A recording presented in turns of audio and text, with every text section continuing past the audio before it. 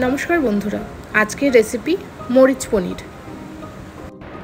এটি বানানোর জন্য প্রথমেই আদা কুচি, লঙ্কা কুচি, কাজু বাদাম আর সামান্য জল দিয়ে সেটার একটা পেস্ট বানিয়ে নিতে হবে।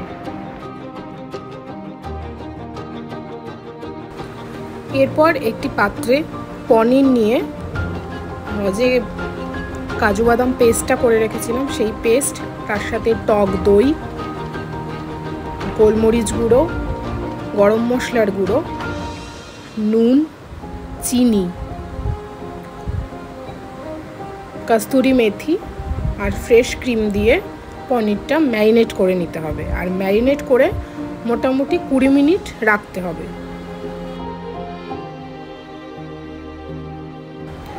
এরপর কড়াইতে তেল গরম করে তাতে ঘি দিয়ে দিতে হবে, আর দিতে হবে তেজপাতা আর গোটা গরম মশলা। তারপর ক্যাপসিকামগুলো হালকা নেড়েচেড়ে নিতে হবে। ক্যাপসিকামগুলো একটু ভাজা ভাজা হলে তারপর যে ম্যারিনেট করা পনির সেটা দিয়ে দিতে হবে।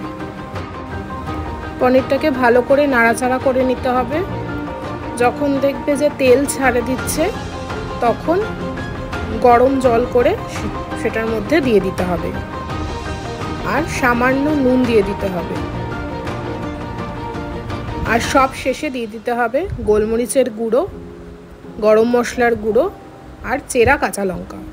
তাহলেই তৈরি আমাদের আজকের রেসিপি মরিচ পনির।